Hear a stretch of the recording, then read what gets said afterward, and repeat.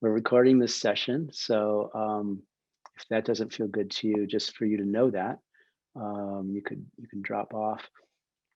And secondly, that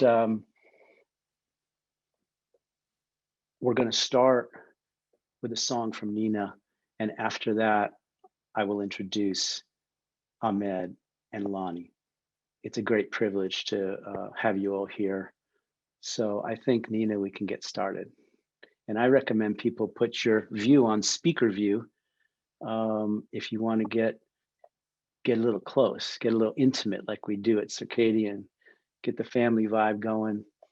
Um, yeah, people still rolling in, but Nina, when it feels right for you. Beautiful. And everybody can mute so we can have some real stillness for Nina. And if the Mm. co-host mutes everyone, then Nina will have to unmute herself, but that would be one way to go. Okay, I'm Mm. going to mute myself. Thank you, Jeff, and the whole crew with Circadian that's holding this space. Thank you for everyone showing up. It feels really ripe to be here right now. A couple hours ago, I know we got some news of a change in the tide for this nation, one small step. And the song that I was going to share still feels applicable here.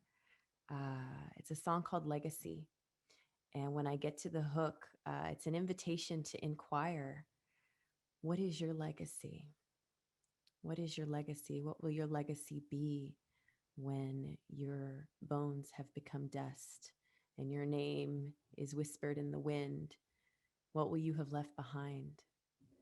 So I encourage you, when we get to the hook, and this question will be repeated in the song, if you feel inspired to write it down yourself in your space or leave it in the chat box of what you will be leaving here. Enjoy.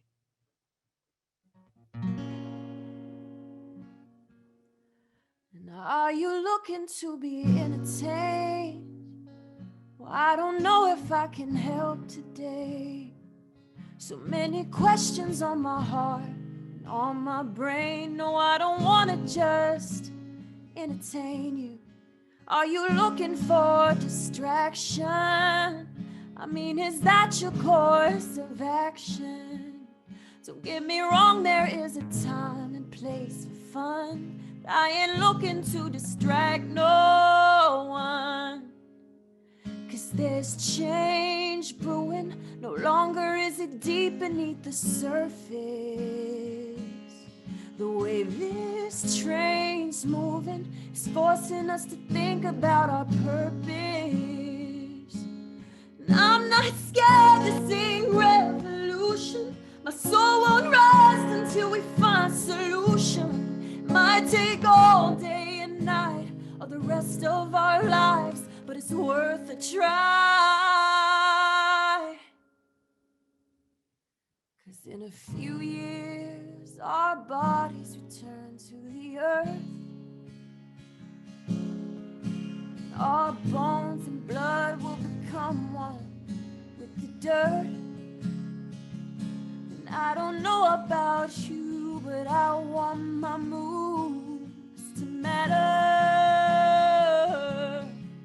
So the young souls know that love is all we were after.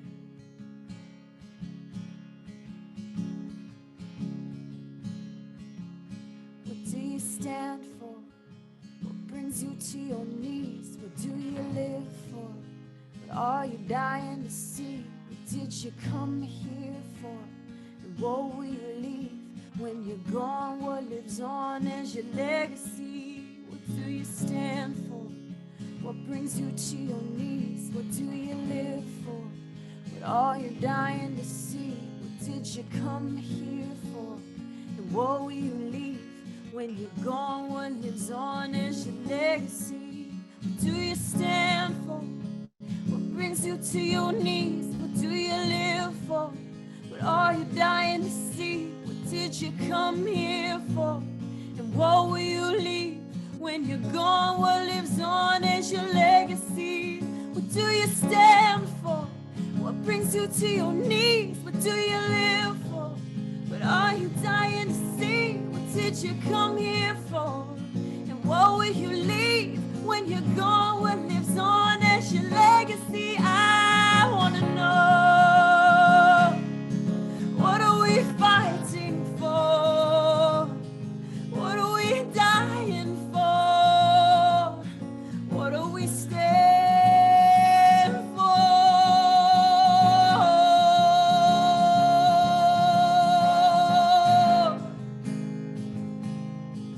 What do we stand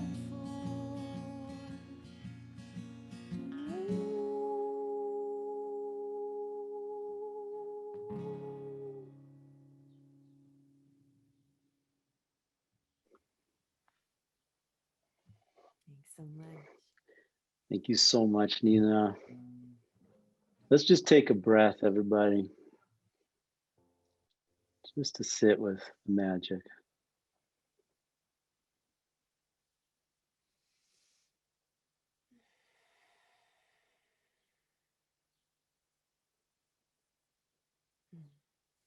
Thank you for your heart, Nina. I didn't even begin by introducing you, and it was perfect. And I'll just say that, Nina has a beautiful album out. She's tuning in from Los Angeles.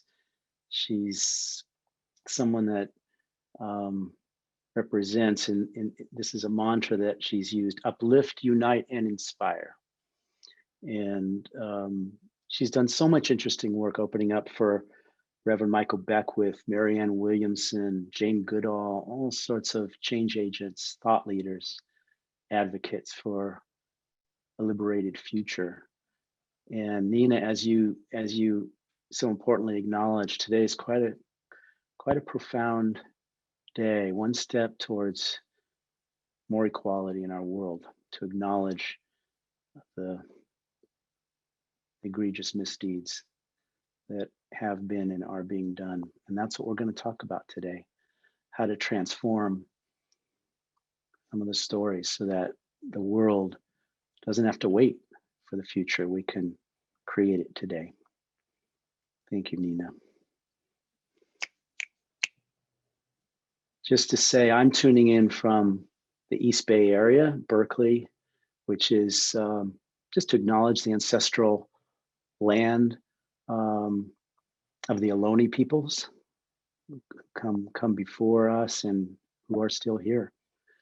And as most people know, out here in California, we have a lot of native land, as we do throughout the northern continent.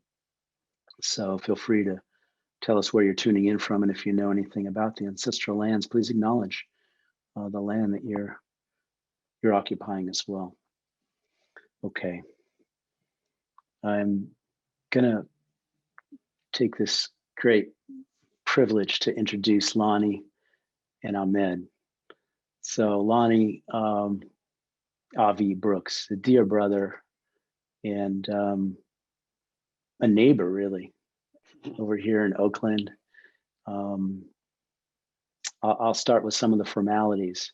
So Lonnie, you're an associate professor in communications at Cal State East Bay.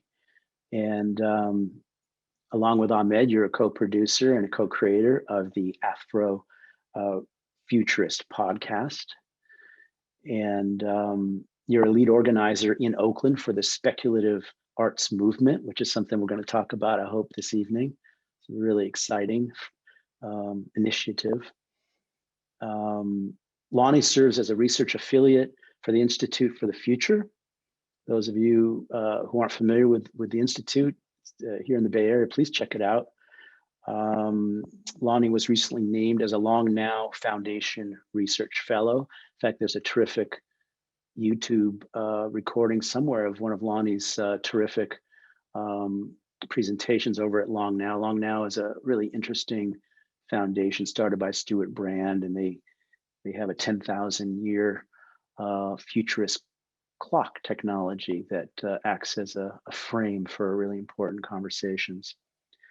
And Lonnie, I'd like to mention that you're African American, you identify as African American, queer, Native American, and Jewish. And I know of your yeah, right on.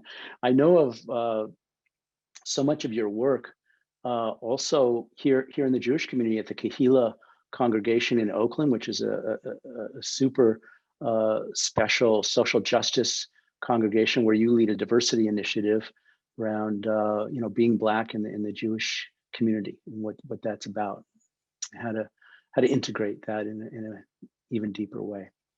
So Lonnie, what an honor. We're gonna get into it with you, but let me also let me also introduce Ahmed. So these bios, by the way, could go on forever. So I'm just cherry picking just a couple of things with Nina, with Lonnie, and with Ahmed. So Ahmed is an adjunct lecturer at the USC School of Dramatic Arts. So those of you from my hometown, LA, get over to USC and check it out. He's also a senior fellow at USC Annenberg School for Communications and Journalism. I don't know if people really know this. I'll just start by saying, Ahmed, you're a writer, you're a producer, you're an actor, you're a director, you're a musician, you're a host, you're a futurist. And that's very circadian. We like to traverse realms here. We like to build bridges across silos. We like to weave webs and networks of kindred hearts, whether it's healing integration work around psychospiritual growth or systems thinking, human design, and new economic thinking. We say here at Circadian that personal well-being and planetary health are inseparable. And we believe in living that every day. So to continue with Ahmed's amazing range, he starred in the musical Stomp. I don't know if you folks saw that. I'm dating myself by saying I saw the original. So that's so great. And Ahmed, you went on to be the first CGI lead character in a motion picture, starring as Jar Jar Binks in Star Wars. So the Phantom Menace, Attack of the Clones, and the Revenge of the Sith. Wow. Ahmed is a graduate of the American Film Institute and has won all these awards, too long to list, Annie Award winner, et cetera. He's executive producer of Dinner at Lola, et cetera, winner for Best Anthology Series, creative writer and director for the web series This Can't Be My Life, and for the sci-fi comedy The Nebula. So whether you're an activist, a thought leader, a creative, a technologist, or a sci-fi nerd, you're in the right place. We're going to be dipping into these intersections of technology, ancestral wisdom, mysticism, equality, oppression, accessibility, intuition.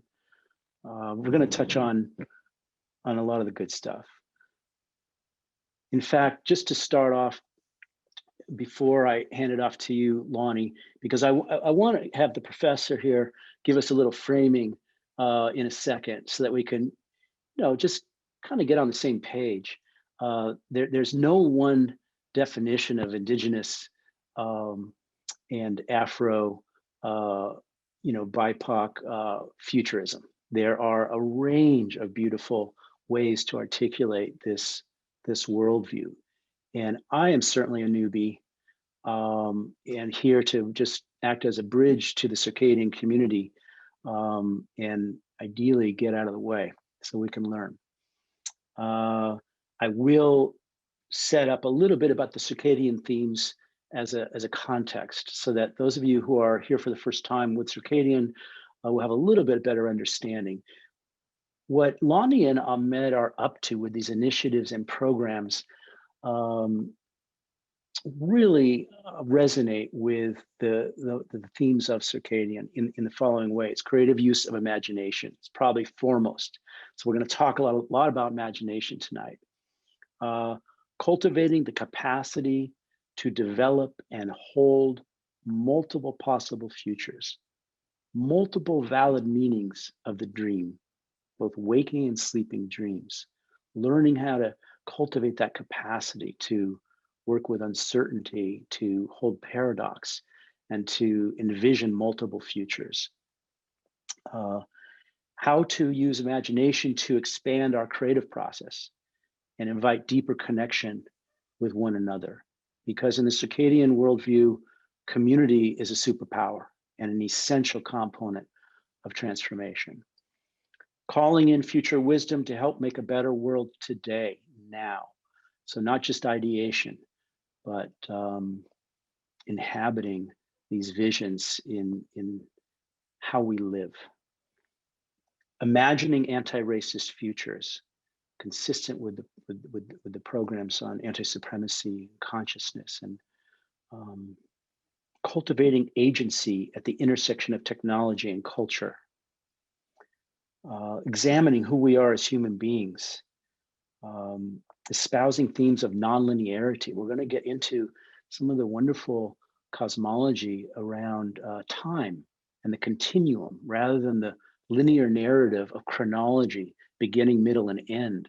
When we look at futures and forecasting and dream work, as we do in circadian, we realize that these narratives are nonlinear, which adds this really astounding and creative dimensionality.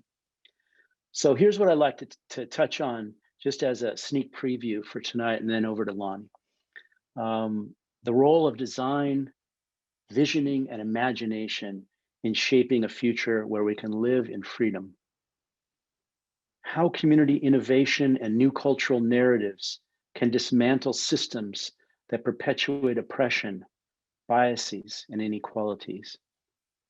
How forecasting tools and community-based games can shift the gaze from a predominantly white-only mainstream lens to a multi-generational process where cultural artists transform the way we see the world. How artificial intelligence and other technologies can be infused with indigenous, Black, and queer worldviews.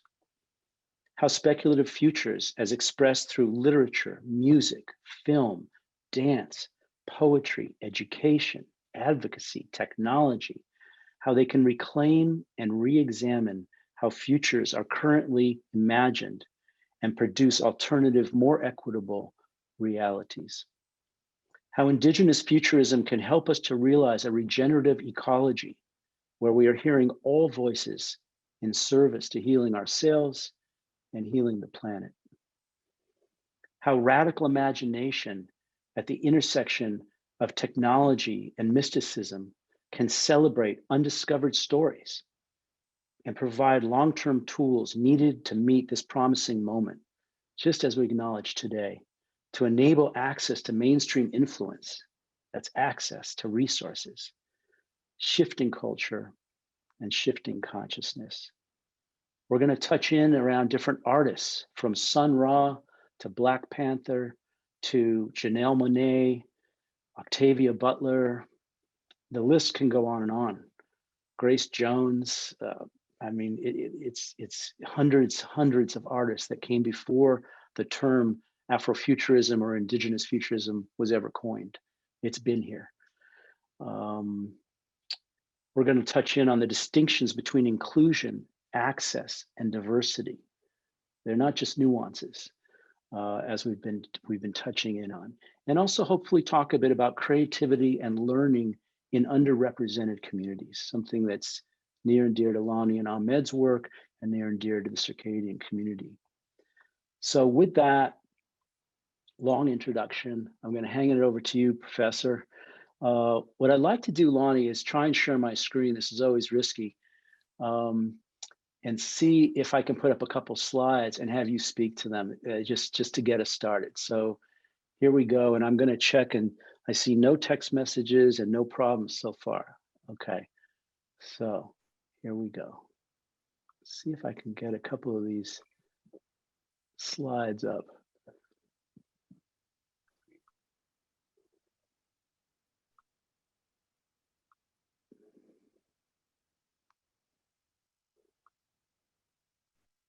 It's some of my favorites.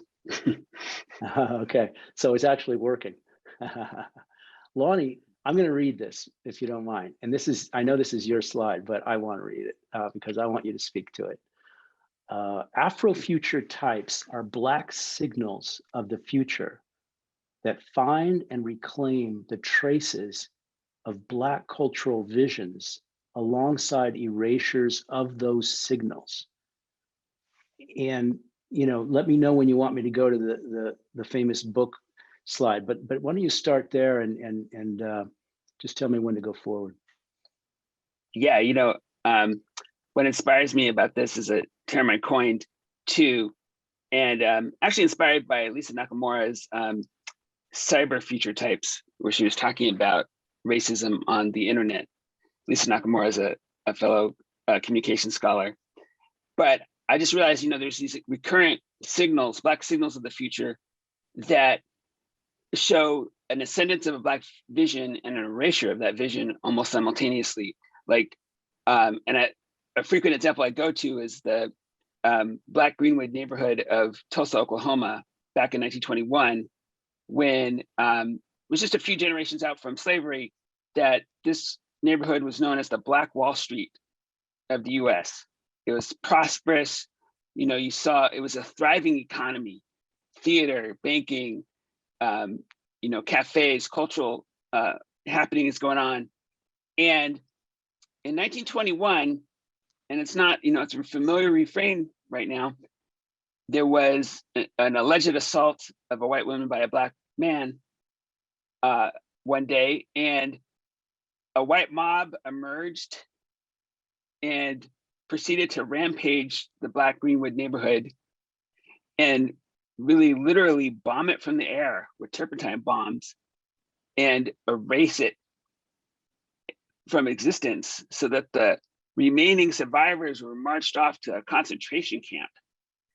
And the fact that this was, like, I think the first recorded bombing of territory in the US is just incomprehensible, you know. And I knew that there were lynchings happening during that period of time, but you know, it's not a tale that we hear often until recently that's been uncovered. And it's also part of finding these undiscovered stories that W.B. Du Bois talks about. But again, it's this ascension of this neighborhood that was erased. It kind of came back in the 40s and 50s, but never regained its former glory.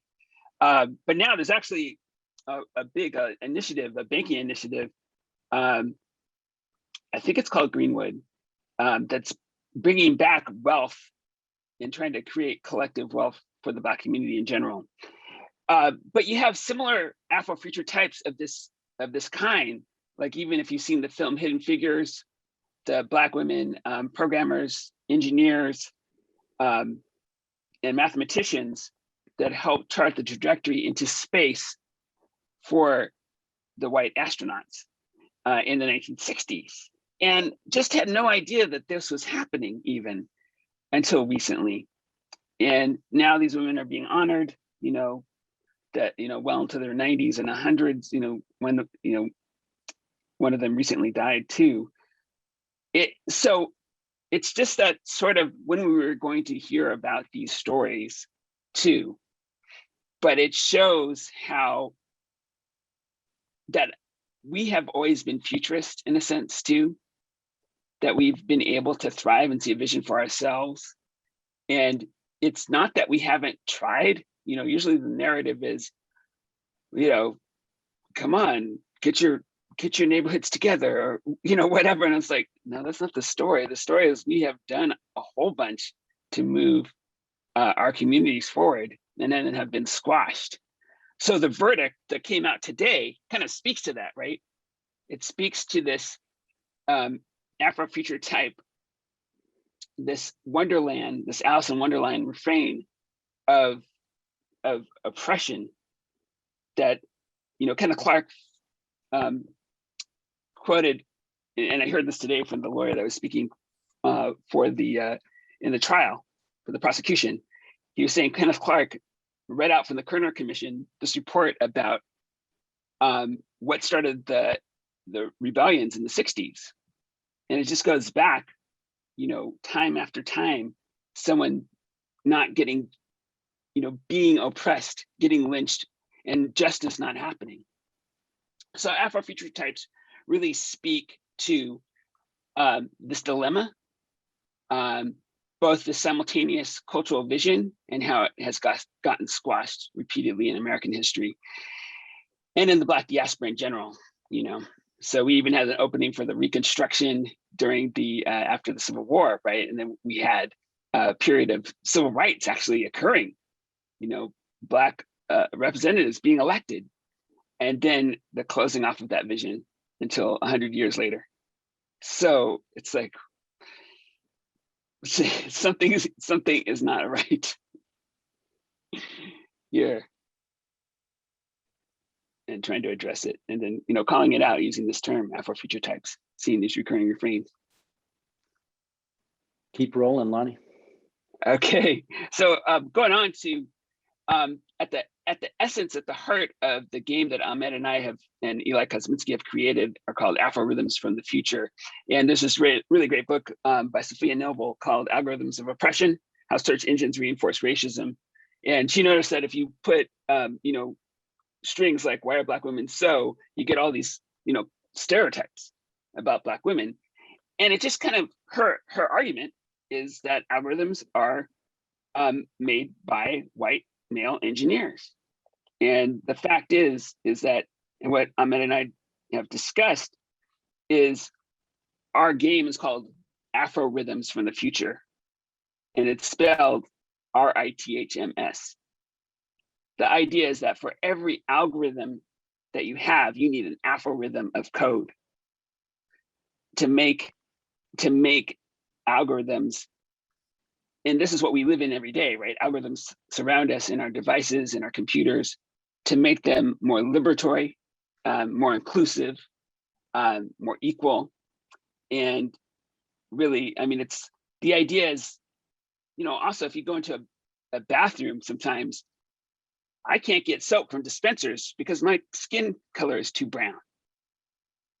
You know, and the folks who made those dispensers are white engineers, you know, that didn't take into account skin tone in the reading of the sensor. So it's like, this is where algorithms of repression become Afro-rhythms of liberation, Afro-rhythms of the future.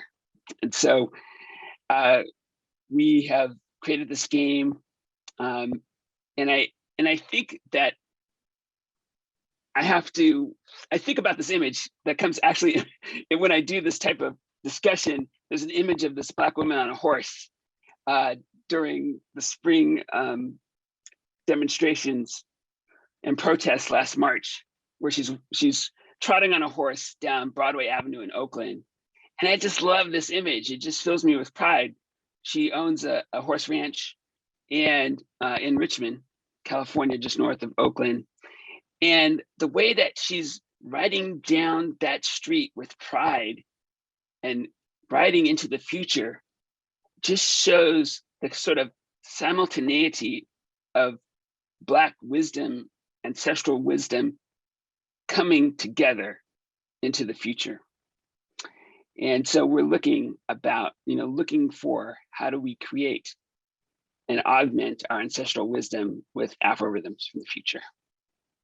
And we're going to speak more about that later too. And you know, also, I have to say, this is a fantastic image. I just love this image by Mansell Bowman. Shows this really fantastic reversal of images, right? We usually see Black men being brutalized, trampled on, killed. And he reverses that metaphor, where it's an explosion of the imagination rather than in blood, right? And this idea comes out of Unveiling Visions, The Alchemy of the Black Imagination. It was a exhibition at the Schoenberg Center for Black Research in New York City Public Libraries in 2015. And it really sparked a movement called the Black Speculative Arts Movement that I helped organize and co-organize in Oakland, California. And I mean, just imagine, you can still go to this exhibit, it's online, but just imagine immersing yourself in these images of the future by Black artists, and you just feel transported. It's therapeutic, it's healing, and it's something that like I get to see every day. And one thing to touch on too is how Black people have always been futurist. That when we talk about Afrofuturism, which is envisioning and combining science fiction and fantasy with ancestral wisdom to reimagine and to imagine alternative visions of the future based on the Black experience, we can say and talk about our Middle Passage, the Middle Passage where millions of Africans were kidnapped from their home planet in West Africa. It's like a science fiction horror story. With the latest in bondage technologies, get transported, chained together in a boat, going across this interstellar body of water to an alien world where they could be kidnapped if they spoke their own languages, practiced their religion, or played their music. And imposed upon them is this religion of Christianity. You know, and can you imagine, I mean, just being shut off from your ancestral religions and then looking for some type of solace. And in Christian hymns, they found something. They found something to relate to. They could recapitulate their own journey and transform it into spirituals, where they envisioned liberation, sort of a Wakanda in the Black Panther film, where it was an uncolonized nation or uncolonized group of people. And that's where spirituals are what scholars call sonic utopias, visions of liberation that are our real vibranium. And, you know, that's what gets me going when I think about this. And a shout out to my colleague, Amos White, who really speaks well to this in an essay about this as well, too, a essay we co-wrote.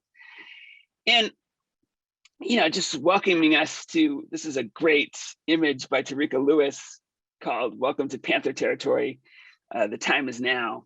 And this is actually on 9th Street and Broadway in 2018, where I took these pictures of this work. And, you know, this is exactly when I was, Eli Kosminski and I were creating Afrofuturism from the Future as a game. And so to be able to see these pictures, Tarika Lewis is an artist of the Black Panther Party during the 60s. And just to see these images really filled me with pride. So I love that image because, you know, it's not only Wakanda, it's Okanda, you know, remaking Oakland into Okanda. And well, this is the Afrofuturist podcast. I want to let my comrade in arms here speak to this too. He's the host of the Afrofuturist podcast. So let me hand it off to him for a second. Thanks, Lonnie. Ahmed, welcome. Hey, thanks for having me. Thank you all for allowing us to talk a little bit. I would love to offer a saying that my mother would always say, and she got it from the Lakota people, which is Mayutake Oyasin, which means we are all of one relation. And I just love that idea that we all come together in one community and all are this one people sharing this experience at this moment right now. And I just want to acknowledge that and appreciate you all for sharing this with us. The Afrofuturist podcast came quite organically, actually. I wanted to talk about Afrofuturism and I wanted to talk about the future and specifically storytelling, because I'm a big sci-fi person, and technology. And what I had found was a lot of times when I would visit friends who had companies in Silicon Valley, they would be creating all of these applications, whether they be for entertainment or whether they be for business. And I had one really close friend, we grew up together, and he was working at this company that created avatars on your instant messengers. And he asked me to come up to the office and play with the app. And so I started playing with the app and I started creating the avatar. And I recognized that there was no avatar that had skin as dark as mine. And I also wanted to create an avatar that looked like Big Daddy Kane from the 80s, right? So I was looking for a flat top, I was looking for gold chains, because I wanted to look like Big Daddy Kane. And so there were no black hairstyles. There was no, nothing of hip hop culture in this app at all. And so I pulled him aside and I asked him, and I was like, we grew up together. We went to high school together. We both listened to Big Daddy Kane. How come I can't make Big Daddy Kane on your app? I mean, that you caught the vapors, right? So he was like, we just created the app around people that were in the office. And the darkest person in the office was a Southeast Asian gentleman. And so I said, well, you have to change this. And in about 2 hours, he changed it. And I was able to make a Big Daddy Kane avatar. Now, the frustrating thing about that was he changed it in 2 hours. And what I asked him about, I was just like, why don't you have any black people in the office? And his response to me was, we want black talent, we just don't know where to find black talent. And then I asked him, well, where are you looking? Because I see black talent everywhere, especially when it comes to, computer science and technology and all the rest of the field that would be completely beneficial to this office. So I got frustrated, which I often do. And I was like, I want to create a resource where folks can find this talent if they said that there's no place to find them. So I was like, I'm going to do a podcast and I'm going to talk to black technologists and I'm going to talk to black futurists. And if you don't know where to look, this is where you start. And so I wanted to learn more about what I was doing because, I'm the type of person that likes to get as much information as possible before I dive in. And then my brother-in-law, who teaches communications at American University in DC, he was like, well, you should meet Lonnie Brooks. And so I was driving in Highland Park, for those of you who are in LA. Highland Park is like the new hipster spot. So I was driving to get some sort of vegan donut, which is what you do at hipster spots in Los Angeles. You can get vegan donuts. So I was driving to get a vegan donut, which I would have never said 10 years ago.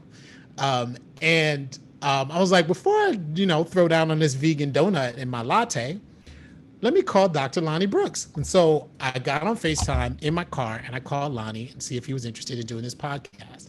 And then 2.5 hours later, I'm in my car and Lonnie and I are still talking. And the conversation was so rich and it was so full and it was so energizing. I was like, this is the podcast. This is it. This is the show. So I was like, this is what we're going to do. I'm going to set up a microphone in my office. You're going to come down from Oaktown and we are going to do a podcast and we're going to talk about Afrofuturism and we're going to talk about what we want this podcast to be. And that's how the Afrofuturist podcast was born. And it has since transformed into so many different and enlightening things that it actually just took on a life of its own and became something more than what I could have dreamed it to be. And it not only just introduced Lonnie to me, but it connected me to someone who I love very much and consider a brother. And every time Lonnie speaks, I am always educated, I'm always enlightened, and I'm always proud and happy to be a partner in this struggle with him. And so from the Afrofuturist podcast, we went to a place and interviewed two people in Oakland at this community space called Dynamic Land. And Dynamic Land in Oakland is a community space where young people can go and rather than sit in front of a screen and write code, the space is the computer and the young people are the algorithm, right? And so when they're inside this space, they can speak to the entire room. The room has microphones all over it, and the room had projectors on it, right? And when they wanted to create something as the algorithm, right, they would call them wishes. So they would say, I wish I had a comic book. And then a printout would come out on this piece of paper, and it had like dots all over it. You put the dots in the printout underneath a projector, and on your paper was a comic book, right? So I thought this place was phenomenal. And we did an interview with the directors of Dynamic Land, and I was in love with the place, right? Unfortunately, I lived in LA. Lon lives in Oaktown, and he was able to really garner a relationship with the people at Dynamic Land. And that's where he met Eli Kosminski. And Lonnie and Eli and our designer for Afrofuturism of the Future, Paula Tay, who is actually in the podcast, if you listen to the podcast. She's a phenomenal designer and technologist. And she was one of those people that I was hoping to meet and interview for the Afrofuturist podcast, because Paula, not only being a fantastic designer and not only being a fantastic programmer, but she's incredibly community outreach. And she taught like coding to women in Nepal. And I was like, yes, you are the person that we need to be involved with constantly. And so when Paula came on, we realized this game. And Lonnie, Eli, and Paula came up with the concept. They did a presentation at IFTF, which is the Institute for the Future in Oakland. I bogarted my way in there as a talk show host and then as a game show host, because I, quietly always wanted to be a game show host, and created this, what we do now. And that was kind of the natural progression of the Afrofuturist podcast to Afro Rhythms from the Future. Ahmed, thank you so much. That was beautiful progression, beautiful framing, and just, yeah, your origin story and Lonnie coming together with you. So inspiring. And I mean, Lonnie, I feel like we're going to get into the game here earlier than I anticipated, because I don't know, I'm feeling it. It's kind of a natural step, and it's something that you guys, do together. But Lonnie, let me go back to you and just see if you want to bring something in, given Ahmed's overview there and his story. Yeah, I mean, so we had an Afrofuturist festival at the Institute for the Future, on the peninsula, and it was really, the first time that we really brought Afrofuturism into the Institute for the Future, and I just felt like it was a moment to really be proud of. And so, like, when we played the game, the initial game, we wanted Ahmed to participate with us and play with us, and he got up and was like, hey, can I MC this? Because me and Eli, we were kind of dying on stage. Not like we were dying, but we were like dry, like, okay, let's play the rules, And then Ahmed, he's from the Bronx. He's from the Bronx, and he's just like, took it up. He ramped it up a level to where one of my graduate students, Nina, she was like, oh, we were talking about, what if you had an ancestral tattoo that when you waved it across an ATM, you got money? And we were just like, whoa. And Ahmed was just like, oh, reparations tattoo. I think you just won the game. We were just like, yeah. So, did that end up being the object winner when you did the little competition at the end? I think so. I think that did end up taking it, because it was just such Nice. a brilliant idea. And when we get into the game, you'll see how things like that emerge. But it was just so organically wonderful. At the beginning of every game, everyone is a bit apprehensive of being wrong, and the way we start the game is we always say that there are no wrong answers. This is ideation, this is creation, it is what is going to happen in this community at this time, right? So every game is new, every game is different. The creation process is one free of judgment and white supremacy. Like our goal is to completely eradicate white supremacy off the face of the earth. it is really the most destructive force in the galaxy, and Mhm. it is completely unnecessary. And when you start playing Afro rhythms, you recognize how unnecessary white supremacy is, because you can ideate freely without oppression, and it's not really, white supremacy really isn't good for anyone. And Mhm. so it's just very freeing, very opening, very communicative, very community oriented, and based Mhm. in you know, it's pure creation, pure ideation, pure imagination. Mm. Now, Ahmed, let me ask you and Lonnie a question about the game since we're on it. You recently have brought the game to a number of different communities, and including in the private sector. Mhm. I think it's well known that you were over at Google with sort of hundreds of players in the tech space. Anything you can share about that? Yeah, that might be insightful. I mean, I know you guys have just done this with adolescents, Mhm. with kids, with Children Museum in Oakland, with all sorts of marginalized community leaders and marginalized community citizens. Was there anything different going on in that one? Yeah, Google was interesting. One, because Lonnie called them a nation state, and I think they got a little bit offended, and I loved it. I thought that was fantastic. I Yes, was like, please. okay, say more, Dr. Brooks. Hand Yeah, off.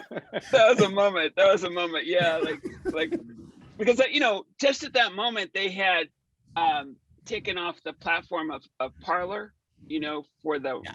right wing folks, and I'm glad that they were progressive in the right way, right? But there was just questions about this tremendous power, editorial power that they've gained, right? So I created the slide of like, all right, the way that discrimination ended in the U.S.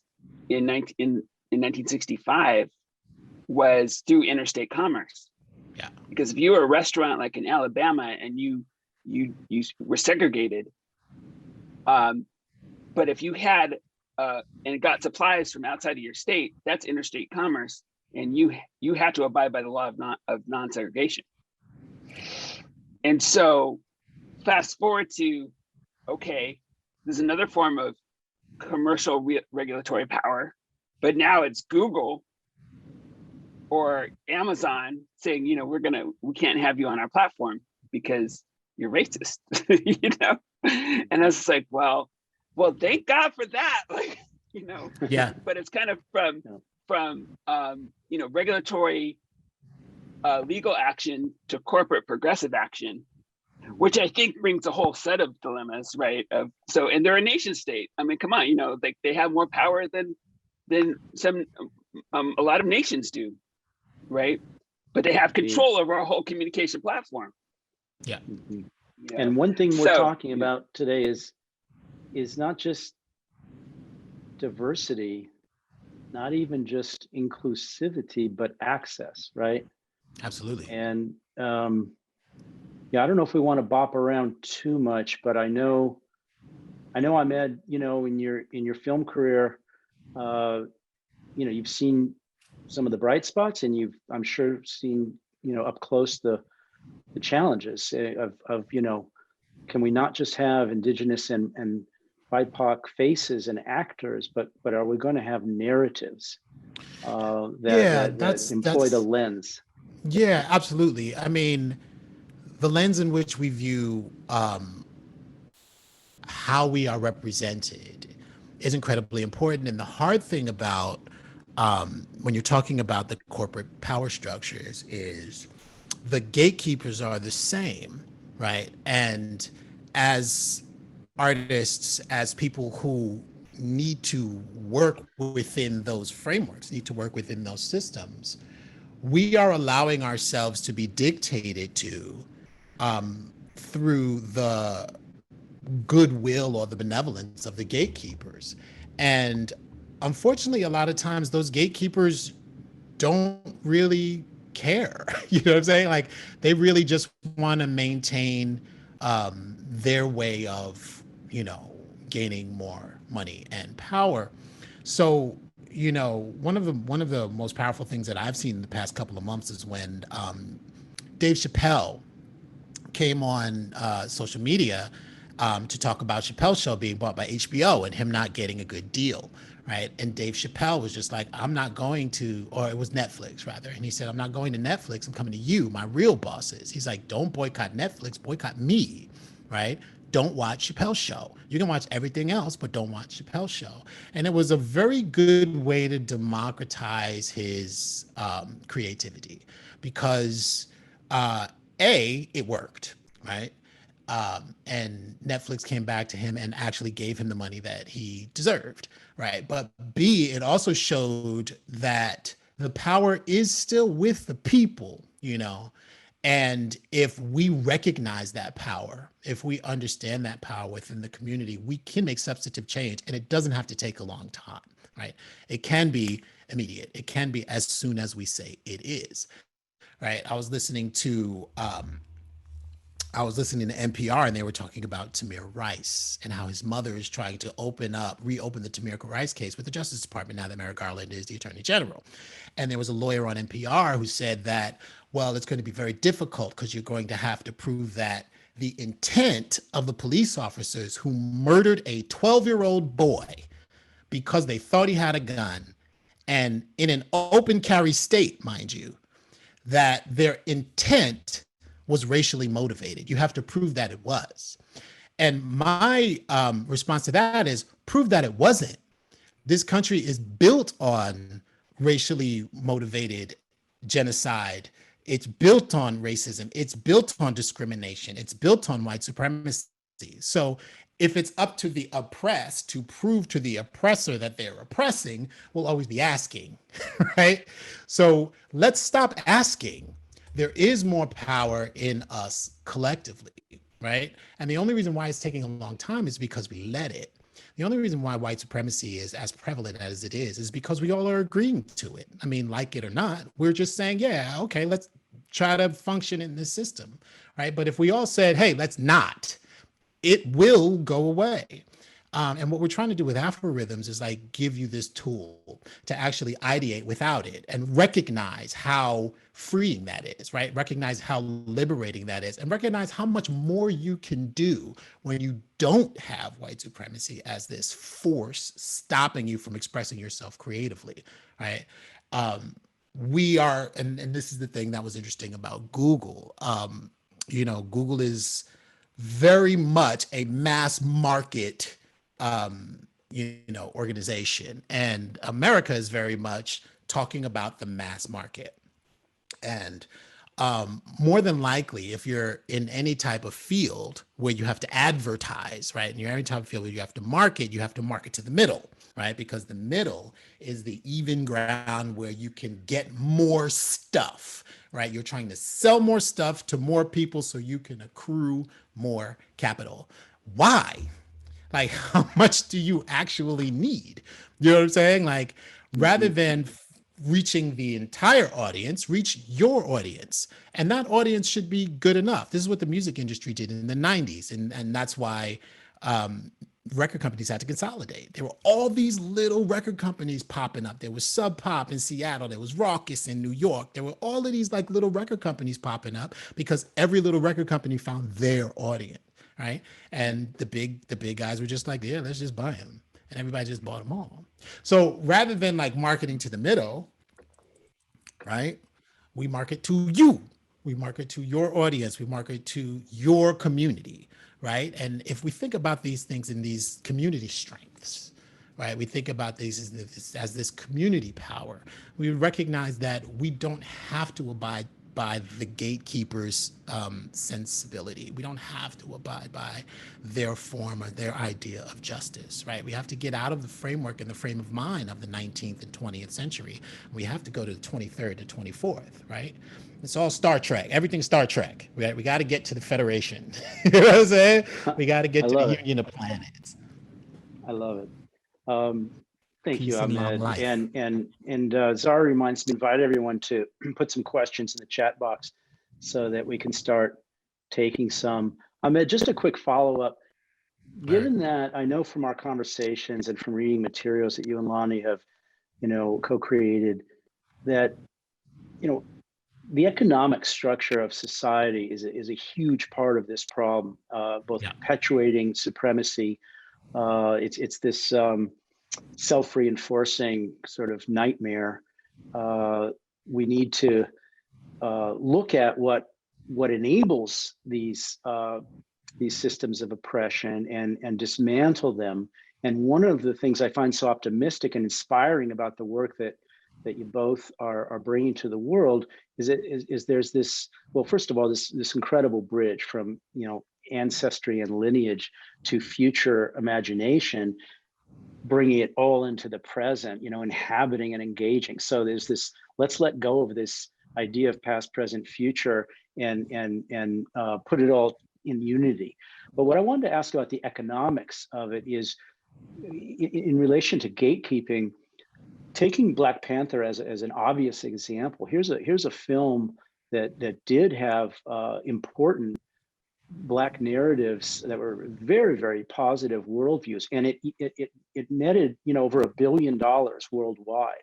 So it actually was affirmed in the mainstream currency, and this is both challenging because we're using old paradigm to transform into new paradigm, but at the same time, I'm understanding from the literature and from engaging with folks that it's actually helping to get resources to more artists that are indigenous and BIPOC, so that we can get these narratives into dance and film and literature and speculative fiction, and eventually technology, which I want to talk about. So does that resonate with you at all?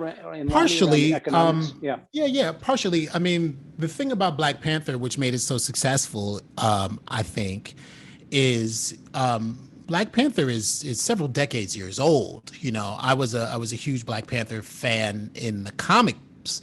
I was a Marvel Comics fanatic as a kid. So I grew up loving the comic books, and so when it was on screen, my dream was to always see Wakanda in real life. So as soon as it popped up on screen, I was flabbergasted. It took my breath away because it was what I always dreamed of seeing. It was like either that or, being Peter Parker.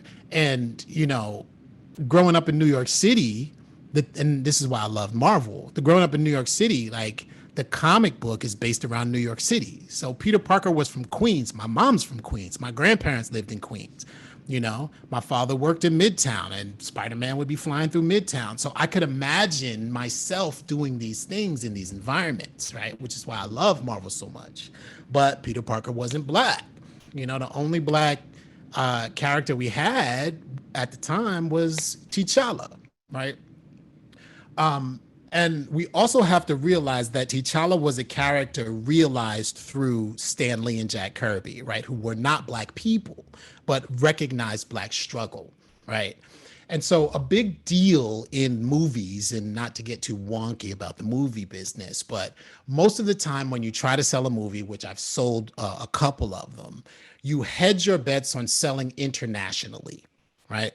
So when people don't fund movies, a big excuse is it won't sell international. And there was a big myth that Black movies don't sell internationally. So most big Black movies that make a lot of money are mostly domestic, right? Here's why the studio system in Los Angeles and movie making in America is not as successful as it could be. And you guys all realize how successful it is, right? It could be 100 times more successful if racism and white supremacy weren't in the mix. Because on average, just with domestic sales alone, Black movies 10x their budgets.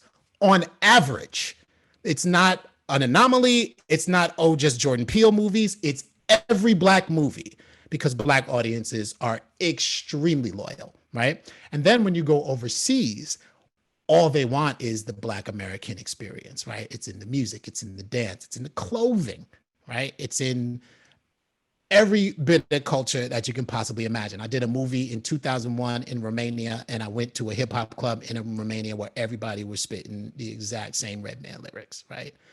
and could not speak English. So this idea that Black movies don't sell overseas is a misnomer. And this idea that Black movies don't make money is 100% false, right? Black Panther isn't the anomaly, it's the average. Studio movies just put enough money in the marketing and publicity budget and took it overseas that it actually did what all Black movies do, 10x their budget, right?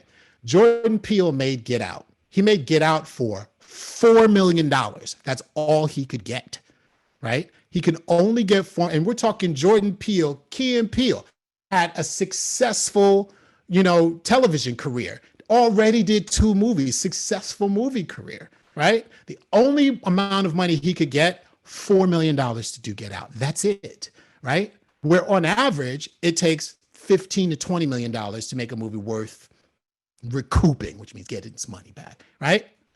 $4 million. Get Out made $120 million domestic, right?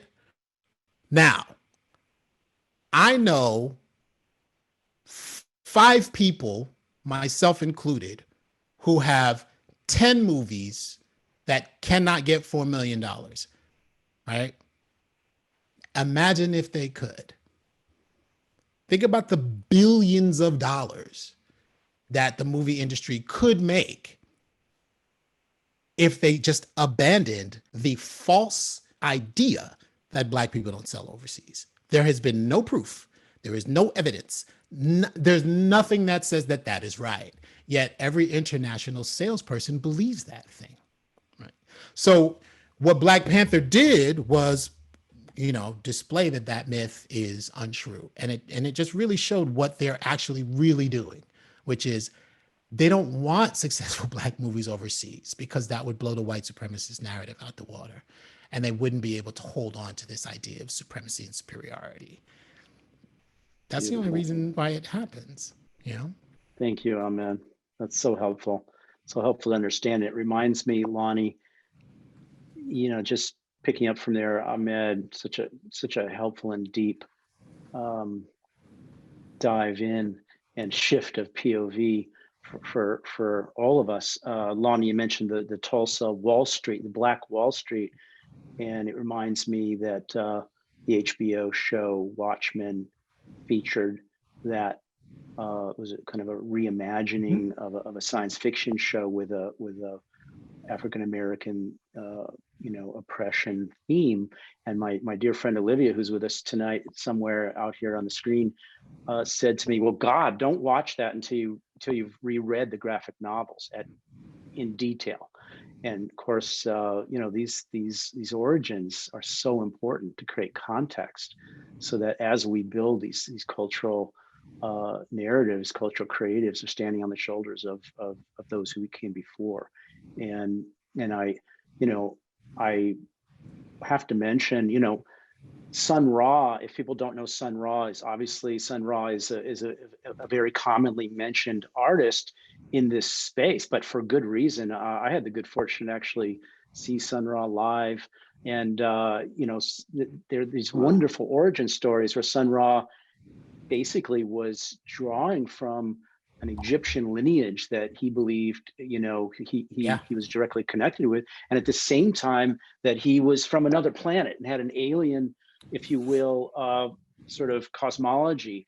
And really, a lot of artists wear masks and wear different identities for various reasons, for protection, for projection, for expansion, etc. And so, yeah, Lonnie, you were talking about erasure and reclaiming trauma and revising and augmenting. And I wonder if you want to make a quick mention about gender, and fluidity in gender and new gender pathways, because that's an identity that futurism and forecasting games like we're going to talk about get into. Yeah, I mean, I think, what I gain a lot of solace from is W.B. Du Bois's science fiction stories called The Prince of Steel in the early 1900s, 1908 to 1910. And he imagined an instrument called the megascope, which looks for the undiscovered stories.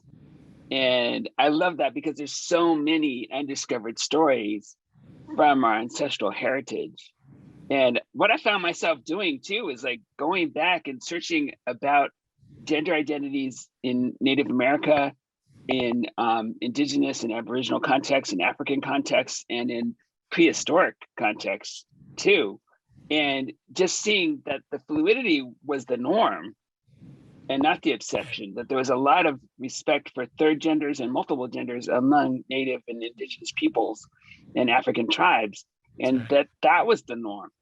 And so it's like, let's bring that back and create this idea of, well, I call it Afro queer time, or queer time too, where we have that expression of, we think about LGBTQ plus now, right? And the way that we need to imagine the future with a million terms is the way we need to imagine identity with a million types of identities. That's right. Because the range of the human experience can't be put into a bucket. It's a panoply. It's like the African diaspora. I'm Black, Jewish, and Native American. And hey, I know what that means. And to, really embrace those identities. I hear a lot about the post-racial, liberation, but I want to be able to have radical differentiation and celebrate our lineages too. Totally. Yeah. As earthlings, that term that Ahmed talks about, earthlings, embrace our earthiness. Yeah. And, so that really brings to light. I mean, one thing about the Black Panther that I have to say is like, it was a Marvel fantasy, right? It had a hint of queerness, in it. But it was kind of focused on a heterosexual couple, right? And how can we reimagine the Black Panther as this queer utopia too? See more of that. I love the Black Panther movie, but there's things to critique and to get us to the next level. Yeah, right on. Absolutely. Yeah, right on, Lonnie. Ahmed, I'm going to come to you now, Lonnie. Yeah, thank you so much. That's right. It's just, we roll out these cultural touchstones because they're so accessible, but from that place, we really need to parse it and unpack it with more of a critical lens.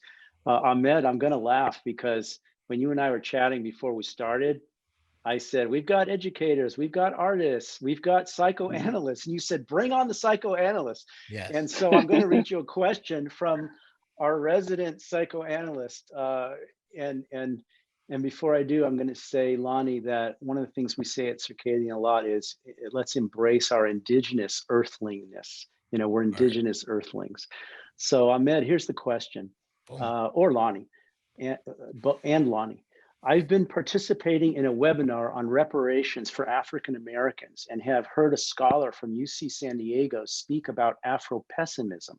This is a view that in the unconscious, there must always be a group that is rendered abject, and that Blackness will always be abject, quote, Blackness will always be abject in the unconscious life of the nation. As a psychoanalyst, I don't agree with this view in practice in the healing process. But the discussion presented the conclusion, if I understood it correctly, that white supremacy will never be eradicated and that African Americans must determine their own separate structures for being. Can you guys speak to this? It's consistent with what someone else, Suzanne, has written above here, which we can read in a second. But I'll just see if you have any comment on that, either of you. Yeah, I mean, I think white supremacy could absolutely be eradicated. I think it's a construct that was created just to benefit a small group of people. I think the only reason why white supremacy is still a thing is because we all agree to it. And I think all we have to do is not agree. And Afrorhythms is a tool to completely eradicate white supremacy. I don't think Black people need to create anything separate. I think we all have to embrace our sameness. And, what I like to call earthling culture is creating this idea that there isn't very much separating human beings from anything else on the planet, right? As a carbon-based life form, we're closer in chemical makeup and DNA to, trees, plants, and flowers. This idea of race is a human construct that we created in order to survive based on a tribalistic idea that we can now with technology can render completely unnecessary, right? We're just holding on to it. So a certain, small demographic can regain or reclaim or hold on to a power structure, right? But when we realize that the currency of being alive is experiencing humanity, then we can get rid of the greed that comes from acquiring things, right? Some of the richest people I know are the most miserable because they realize that with all these billions of dollars, they can't find a friend, right? And the most important thing is that human experience, right? That embrace of humanity, that coming together. We, Lonnie and I participated in a Future of Black America Summit with UNESCO. And we were talking about like what the future is. And I really like this idea of a murmuration. And when you think about murmurations, when you think about swarms, right, you have these collective groups all moving together and kind of flowing. And it all follows this one rule: don't hurt your friends. Don't hurt the people that you love. So if you see a bird flying that way and it's about to knock into another bird, all the other birds go, wait, we don't hurt our friends. So let's just all go that way. And then we'll go the other way. Right. And there's an idea that human beings can't do this. But I was driving back from Santa Barbara and I was on the highway and I was just like, you know what highways are? Murmurations. All of us don't hit each other on purpose. When we're not paying attention, that's when we slam into each other and create accidents, right? But driving down the highway, we are human murmuration, so we can do it. We all follow the rules of the road, right? And the one rule is don't hurt your friends, right? So let's just not do that. Let's create this murmuration where we all can move in these complex yet harmonious, soft, egalitarian structures. Amen. So that's the And point. so lyrical and poetic and visual and cinematic. Thank you, Ahmed. And in one of the thoughtful videos I saw on indigenous and Afrofuturism, one of the creatives who's making speculative fiction said, "What do I think Afrofuturism is?" Because there's so many ways to articulate it. He said, "I think it means getting to a place where we won't need to have Afrofuturism because it will just be there. We'll just be all one part of a future where people live in freedom." And I feel like that's some of the energy that you're imparting here. Yeah, Lonnie talks about this thing called sonic utopias and neuroplasticity when it comes to futurist thinking. And I love this idea.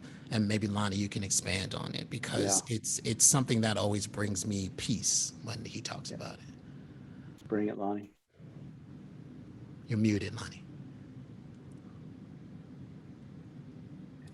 So, yeah, one of the things I love about neuroplasticity is just the findings, and through my colleague Jake Dunnigan, who does research on this, through MRI studies, there's been this discovery that we actually make this mistake where we see more into a scene than is actually there.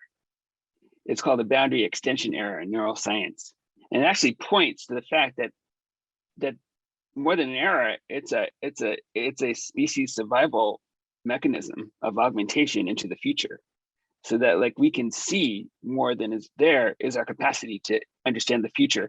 See, our brains, the regions of our brains where memory is where the future is also located too.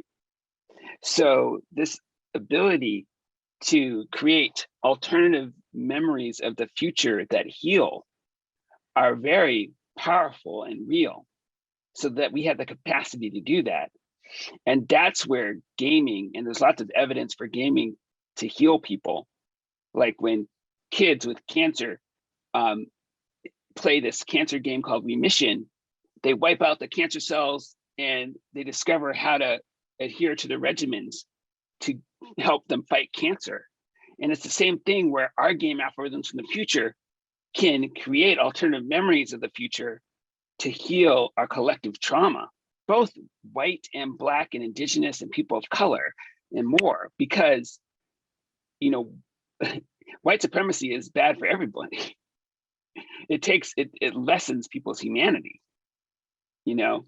So that's where the idea that our brains have this capacity to create, just like white supremacy, it's an invention. It's a purposeful invention that's been created, and it, as purposefully and with intention, can be taken away and eradicated. Well, let me follow up with that a question that just came through on exactly what you're talking about, but in a specific ecosystem. It's coming from Madeline, our dear sister Madeline, who's an educator and who's actually writing a book right now on I can't remember exactly, Madeline. You're going to have to put it in the. I know it's on African American themes in education, in primary education. But let me go to your question and read it. It says for Ahmed and Lani, from an early childhood educator, is it possible to eradicate white supremacy and inundate our institutions with Afro rhythms and Afrofuturism in our educational institutions as they currently stand? Yeah, actually, kids are way better at it than adults are. Because, you know, they haven't really had time to form, you know, biased opinions. So, you know, with kids, all you have to do is like introduce it and they off to the races. We played Afro Rhythms with a bunch of 10-year-olds, and it was one of the most exciting games we had ever played because their capacity to imagine and play hasn't been beaten out of them. You know what I'm saying? Like, as we get older, as we become adults, we are told to stop playing, right? Even by our parents. You know, our parents, they stop playing enough of the playtime, right? And what play is experimentation. It's, you know, it's the very early forms of the scientific method. We're trying to figure things out, you know. I fortunately get to play for a living, so I've never stopped playing. But we really, for children, we have to keep the play in them. And I think it really is about reimagining what early childhood education and what childhood education is and why we take the play out of it, right? By the time young people get to, you know, the grades, first, second, third, etc, dot, dot, dot, we are telling them to sit in a room quietly and have some adult who you don't know talk at you for 8 hours. Like, I don't think anybody likes that, let alone a 6-year-old who all they want to do is put dirt in their mouth, right? So we really have to keep the play in education. And once we do that, the imagination just continues and expands and it becomes all inclusive. Amen. I just have to say I'm so excited about two things that are happening here in Oakland. Game Heads with Damon Packwood that teaches marginalized youth how to create video games. And, you know, it's like translating the Black aesthetic into video games from their perspectives, Black, Latinx, you know, queer, you got it. And they're really, you know, creating more excitement around video games from that perspective. And then we just launched, with the help of Blue Shield, at the Museum of Children's Arts, led by Nina Woodruff Walker, the Community Future School that takes high schoolers and trains them in how to be futures forecasters with their perspectives in mind of the community. Mm-hmm. So it's really kind of articulating how they can translate visions of the future from their perspective into cultural and legislative action to be foresight coalition builders and imaginative storytellers and game makers. Amazing. So, yeah. Amazing. And I remember we talk a lot about how games... Go ahead, Ahmed.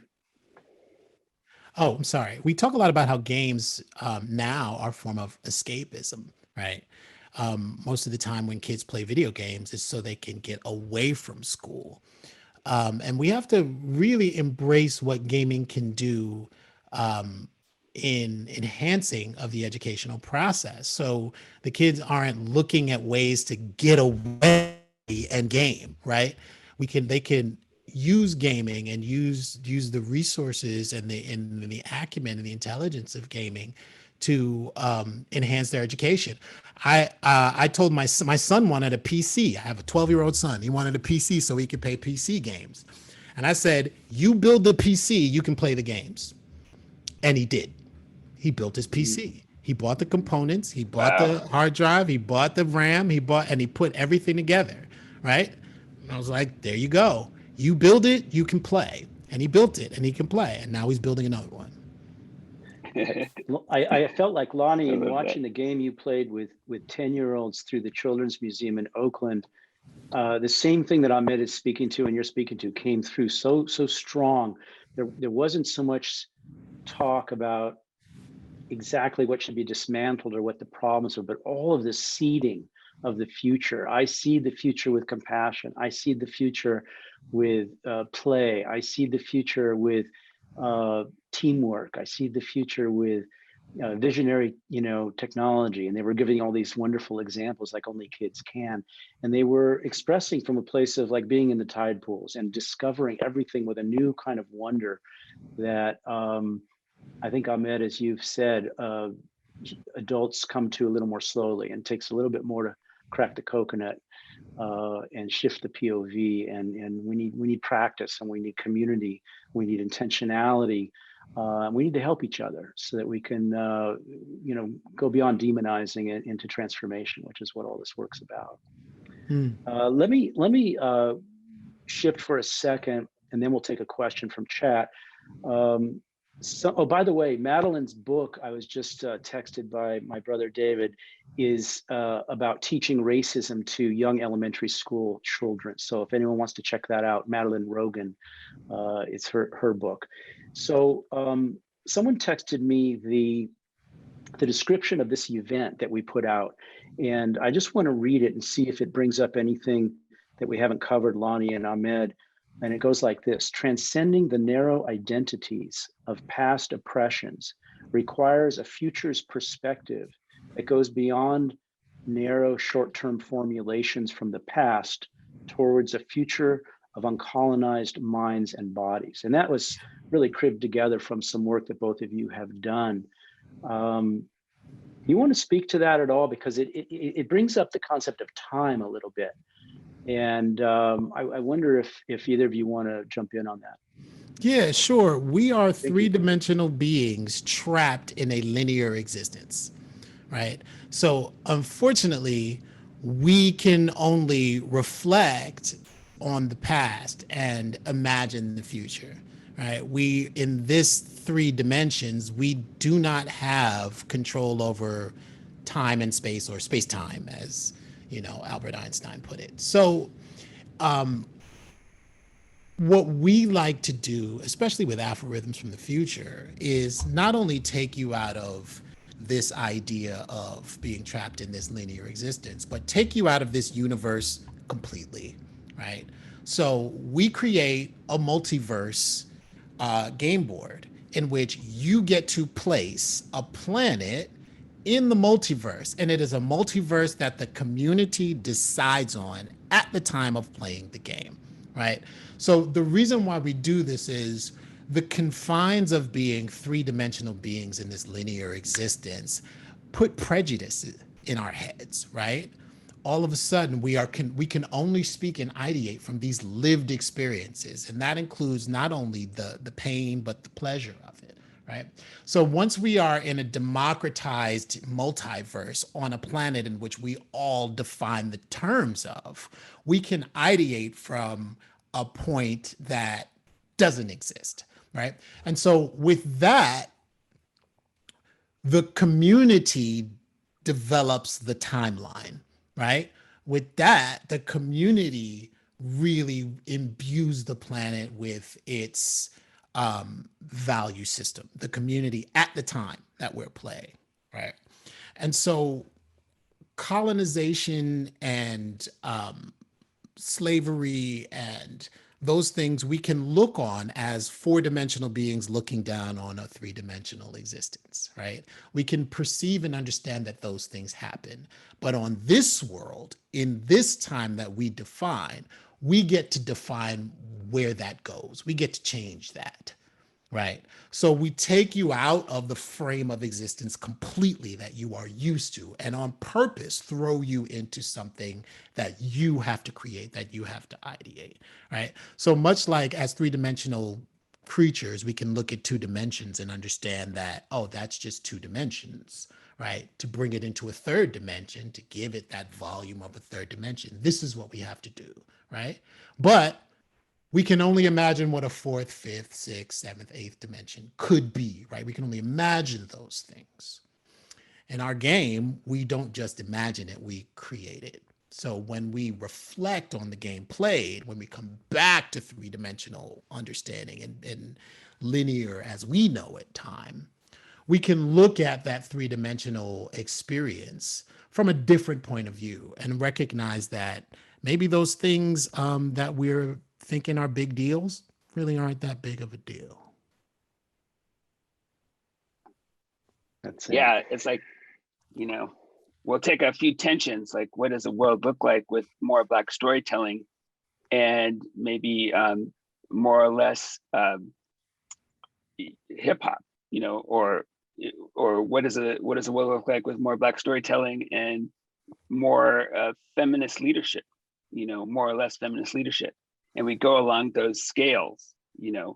What if you had a world of total Black storytelling at a level 5 and feminist leadership at another level 5, or in between? Like it's a scale. So we're looking at that, we're creating these worlds. So these tensions create this world, and then we populate this world with objects and inspirations and systems, and mash it together to create a new landscape.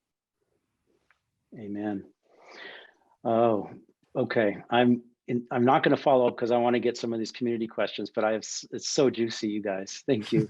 Here's one. We're going back to Black Panther for a second, but just as a prompt, here we go. From Emil. The second time I watched it, I found myself rooting for Killmonger because of all that he stood for, except for the violence, of course. I later read someone comment that the film has you rooting for the CIA and a monarch against a voice of protest. What do you make of all this? Forgive me if you discussed this earlier, and forgive me because a lot of people don't know the film at this level of detail, so we don't necessarily want to get too distracted. But if you have something on that, go for it. Yeah, I'll put my adjunct lecturer at the USC School of Dramatic Arts hat on to answer this question. I've heard this a lot about people rooting for Killmonger, and how could you not? I mean, Michael B. Jordan is just a specimen of Black manhood that will have everybody queer fluid. But I don't think you are rooting for Killmonger and the CIA, right? You are rooting for an abandoned young Black boy who was left without his father. And you're not necessarily rooting for him to win. You are identifying with his pain, and you're identifying with the abandonment that he felt as a child. And so that rage that he has is really that insecurity. You're looking at the little kid, right? You're not looking at big, strong Killmonger, right? You're imagining what it must have been like to be betrayed, right? Because even at the end of the movie, T'Challa is feeling for Killmonger, right? He says, we should have brought him home. You should have brought him home to us. You shouldn't have left him there, right? Even at the end when, spoiler alert for those who didn't see Black Panther, if you're the two people on this Zoom who didn't watch Black Panther. But even when T'Challa kills Killmonger, right?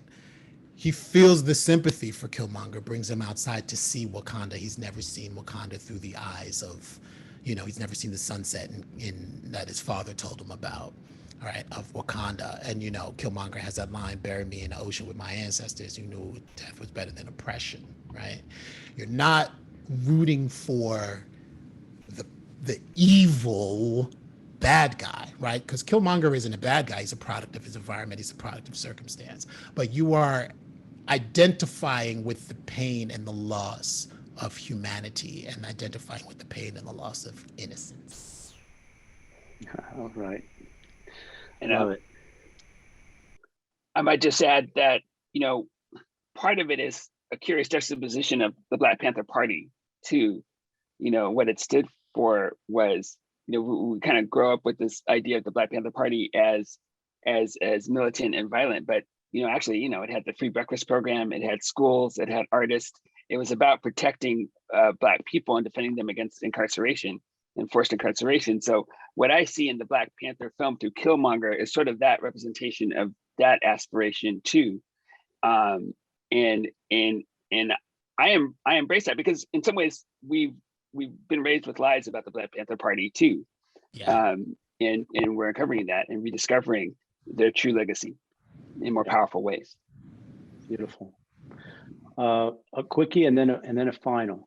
The quickie is just about how futurism can help us care for the planet and for other non-human species. Mm-hmm.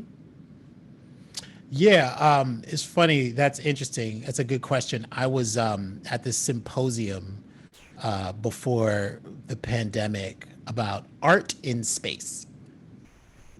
And it was one of those things where, oftentimes in rooms like this, I'm the only Black dude in the room.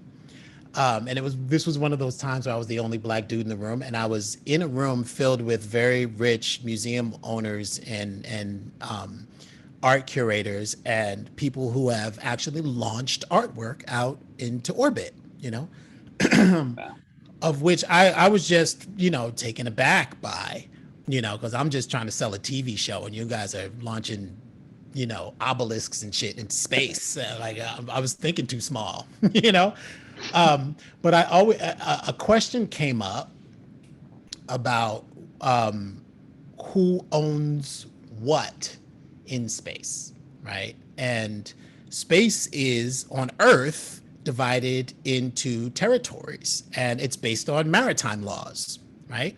So whomever's waters are over space, that's who owns space, right? So Earthlings in certain circles and certain, organizations are already like claiming ownership over parts of infinity, right? Which I found to be a problem. And so I was just like, okay, so you're claiming that you own this part of space. What about the indigenous, Milky Way galactans that we haven't met yet? And immediately got faced with resistance. Right.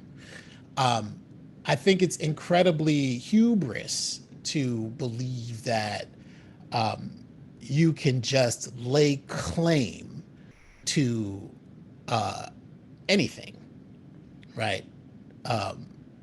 And it is a very colonial, very Western, very Eurocentric idea of space. Right? Man. I think what we have to recognize, and this is what we can learn from indigenous people, is that we are not in the environment, we are the environment. And preserving the environment is not preserving the land, it's preserving us, all of us, everything, right? Mm-hmm. The trees in the Amazon are the lungs of the earth, and we actually need them to breathe for us, or we won't breathe. We are the environment. So when we think of space and when we think of occupying space, we have to take the idea of ownership out of it, right? And put the idea of community into it. Personally. Yeah, that's it. And it really speaks to indigenous ways, right? Mm-hmm.